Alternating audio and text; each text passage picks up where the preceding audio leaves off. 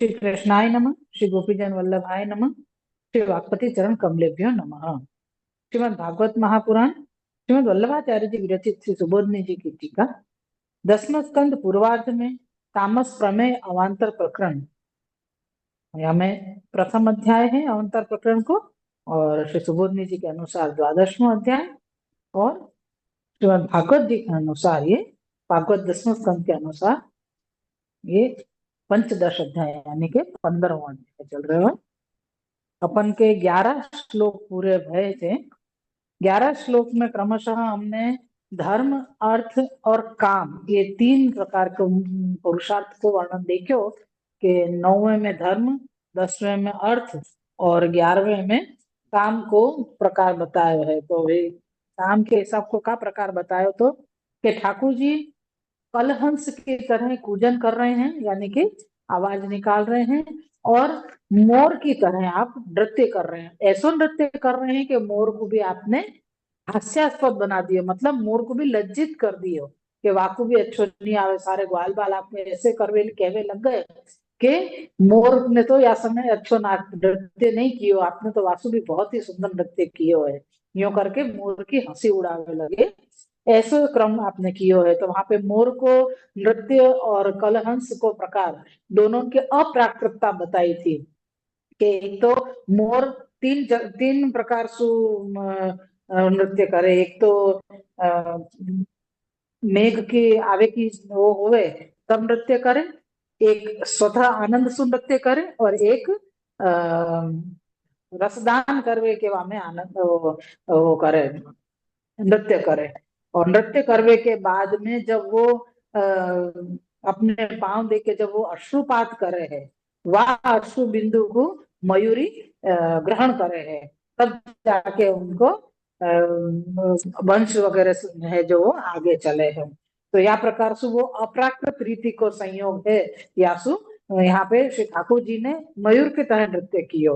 और कलहंस को अप्राकृतता ये बताई थी कि कलहंस में ऐसी सामर्थ्य है कि वो दूध में सु पानी अलग कर देवे, या पानी मतलब पूरा पी जावे और दूध अलग हो जावे, ऐसी सामर्थ्य केवल कलहंस में है। और बाकी पूजन जो है वो पूजन ठाकुर जी बाकी जैसे पूजन कर रहे हैं, लेकिन वास्तु भी बहुत अच्छी, बहुत ही सुंदर मधुर पूजन आप कर रहे हैं।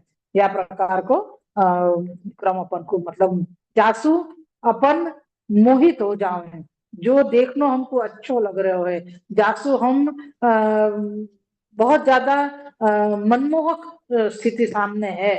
जो भी दृश्य हम देख रहे हैं, जो भी दर्शन हम कर रहे हैं वो मनमोहक है। यासु याकू काम लीला कही है। तो ठाकुर जी यहाँ पे अपनो ये तीसरो पुरुषार्थ कर रहे हैं। तो काम के हिसाब से प्रथम पुरुषार्थ धर्म बतायो जो 9वें श्लोक में, वो है तो कि ठाकुर जी जा जाति में आप प्रकट भय हैं उनके धर्म के अनुसार, वो व्यावृत्ति के अनुसार आप गोचारण करने के लिए पधारे हैं।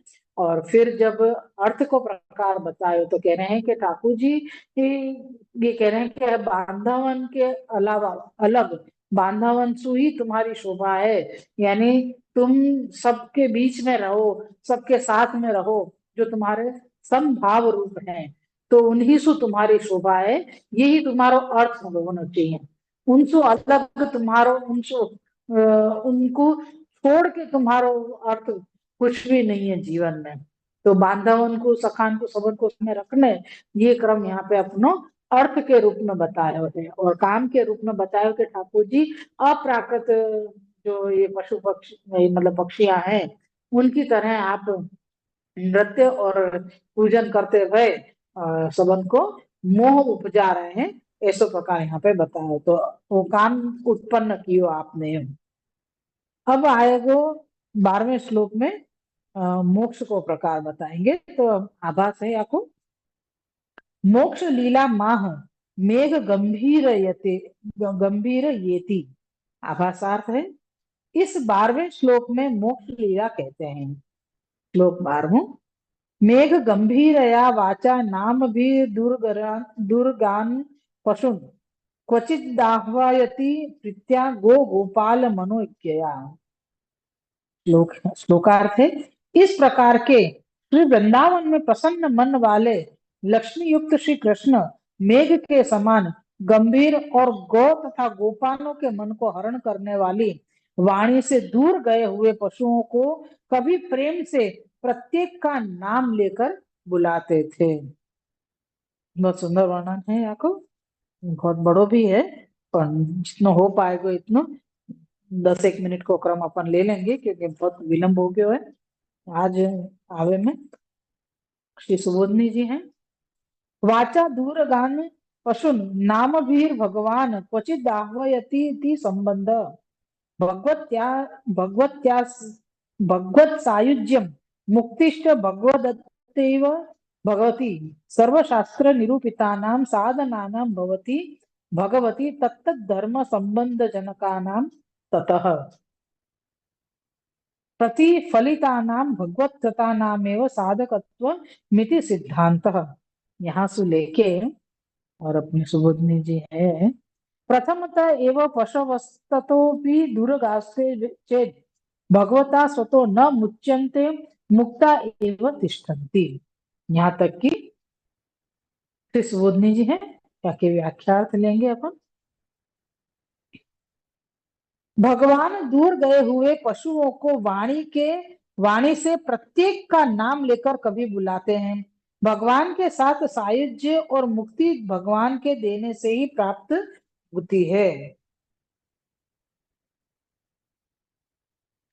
यहाँ पे सायुज्य को प्रकार यहाँ पे प्रकाशकार बता रहे हैं हमको कि सायुज्य और मुक्ति के अर्थ का स्पष्टीकरण करते हुए कहते हैं कि पुष्टि मार्ग के अनुसार सायुज्य का अर्थ सखा भाव है, अर्थात भगवान के साथ प्रथम मिलाप, और मुक्ति का अर्थ दुख का अभाव है।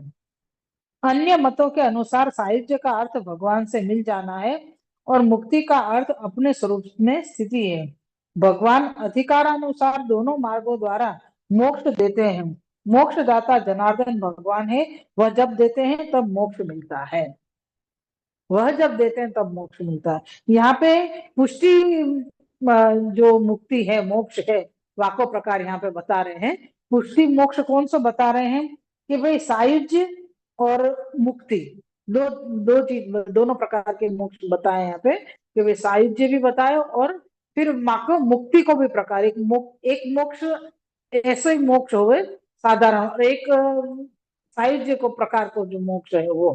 तो यहाँ पे कह रहे हैं कि सायुज्य को मतलब क्या है, पुष्टि मार्ग के अनुसार जो सखाए हैं। सायुज्य को मतलब है ठाकुर जी जैसो हो जाना, स आयुज्य ठाकुर जी के जैसो होना।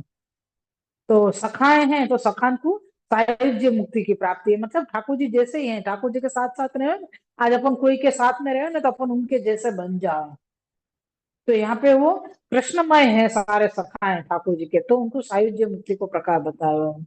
और मोक्ष को मतलब यहाँ पे ये बताया है कि ठाकुर जी से मिलवे के बाद में कोई भी प्रकार को दुख नहीं रहेवे, तो यहाँ को मतलब है मोक्ष हो जाना। समझ में आई। पुष्टि मार्ग दो प्रकार बता रहे हैं यहाँ पे मोक्ष के। एक तो सायुज्य, सायुज्य वो सखा है, कृष्णमय है, या सो वो सायुज्य की तो सायुज्य प्रकार के मोक्ष उन्हें प्राप्त किए है। और दूसरो साधो मोक्ष जो बतायो वाके लिए कह रहे हैं कि ठाकुर जी से मिलाप भयो, ठाकुर जी के दर्शन भय, ठाकुर जी से मिले अपन, तो वाके बाद जिंदगी में कोई भी प्रकार को दुख नहीं रहो, या को मतलब के अपन को मोक्ष मिल गयो है ना। वैसे साधारण में क्या बतावे कि अपनी स्थिति, साहित्य को मतलब है भगवान के अंदर मिल जाना, और मुक्ति को अर्थ है कि अपने स्वरूप में स्थिति करनी, या में जा प्रकार से जनार्दन भगवान जा प्रकार की मुक्ति जीव को दे वह प्रकार की मुक्ति मिले है। अब यहाँ आगे कह रहे हैं कि सकल शास्त्रों में कहे हुए श्रवणादि साधन भगवान से संबंध कराते हैं। इस प्रकार जब जीव का भगवान के साथ संबंध होता है तब भगवान भी वैसे धर्मों का पालन करते हैं। यानी जब जीव के साथ भगवान का संबंध हो गए तब भगवान जीव की इच्छा के अनुसार भी धर्म का ऐसे प्रकार को पालन करे हैं, ऐसा यहाँ पे लिखे हुए है। जैसे कहवे ना कि ये यथा माम प्रपद्यन्ते तांस तथैव भजाम्यहम्, गीता में जो आपकी आज्ञा है ठाकुर जी की कि जो जैसो मेरे को भजेगो, जैसे भाव से मेरे को भजेगो, मैं भी वाको वैसे ही भजन करूंगो। कोई मेरे को क्रूरता से भजेगो तो मैं भी वाको बात प्रकार से क्रूरता से ही वाके सर में देखूंगो, जैसे कि कंस। जैसे कोई प्रेम सु स्नेह सु मेरे को भजेगो, तो मैं वा प्रकार से वाको भजूंगो, जैसे श्री यशोदा जी, ब्रजभक्त आदि। तो ये प्रकार यहाँ पे बताया है। तो कह रहे हैं कि जो आ, हाँ, इस प्रकार जब जीव का भगवान के साथ संबंध होता है, तब भगवान भी वैसे धर्मों का पालन करते हैं जिससे मोक्ष की प्राप्ति होती है। यह सिद्धांत है। यानी ठाकुर जी जब हमको हमारे ही भाव जैसे हमको भजवे लग जाएंगे, यानी हम जैसे हम आपकी चिंता कर रहे हैं, या हम आपके सुख को विचार कर रहे हैं, या जो भी कार्य हम कर रहे हैं हम आपको क्रम देख के कर रहे हैं, आपको प्रथम आगे रख के आपको फिर कार्य कर रहे हैं हम। तो या प्रकार से जैसे हर चीज में हमको प्रभु चाहिए, ऐसे ही फिर ठाकुर जी भी अपने व जीव को वाही प्रकार से भजवे को क्रम रखे हैं कि जो मेरे को जैसे भजेगा, मुझको जैसे प्रकार से याद करेगा, मैं भी वाको वैसे ही याद करूंगा।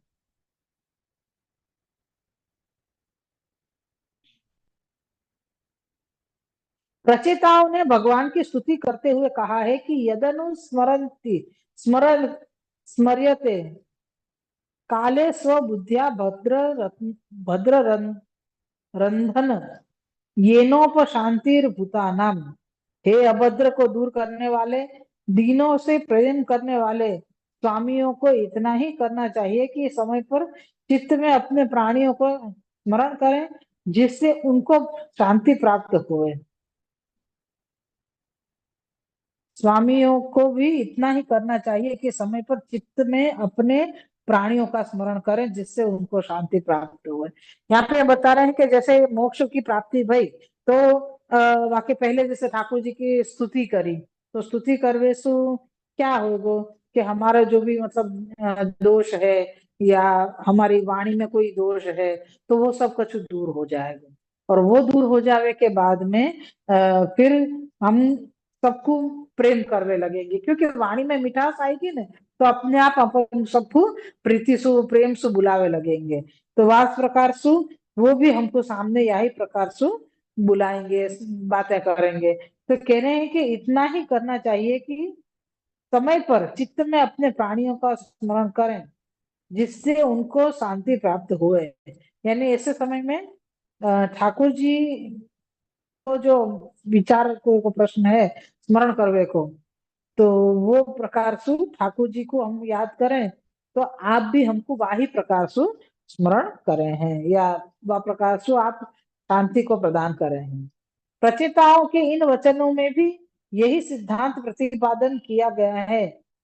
अतः अतः भक्त भगवान का नाम स्मरण और कीर्तन इसलिए करते हैं कि भगवान ही हमारा नाम ग्रहण करें, अर्थात हमको याद करें, अपने पास बुला लें।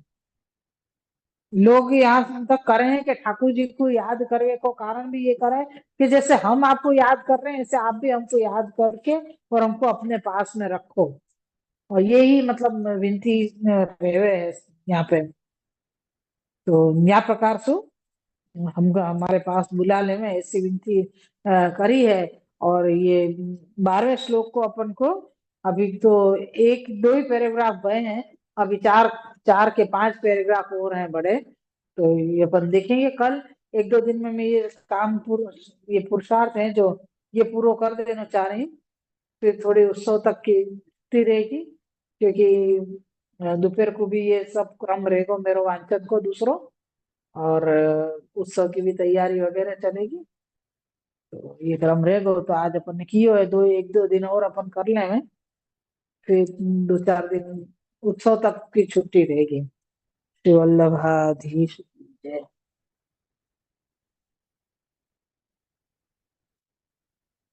ठाकुर जी ने धर्म अर्थ काम मोक्ष ये 4 प्रकार जो पुरुषार्थ जो किए, वाको यहाँ पे क्रमशः वर्णन आयो है कि भाई क्या प्रकार से ठाकुर जी ने अब मोक्ष को प्रकार बतायो कि सायुज्य और जो ये है मुक्ति, याको प्रकार खूब सुंदर बताया कि साहित्य को प्रकार है ठाकुर जी के सखा होनो, वो एक साहित्य मुक्ति को प्रकार है। और एक मुक्त होना यानी ठाकुर जी से प्रथम बार ही मिले और अपने जीवन के सारे दुख दूर हो गए, ये क्रम देख के।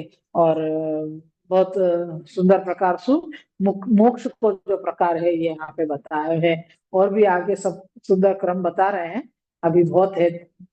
यहाँ पे भी 4 पैराग्राफ है और पीछे के पेज में भी 4 पैराग्राफ है। तो शिवल्लभ की कृपा से कल अपन जरूर करेंगे, कल समय पे आवे को प्रयत्न करूंगी, नहीं तो भी जब भी लिंक आवे तब जरूर से उस दिन ज्वाइन हो। शिवल्लभाधीश की जय।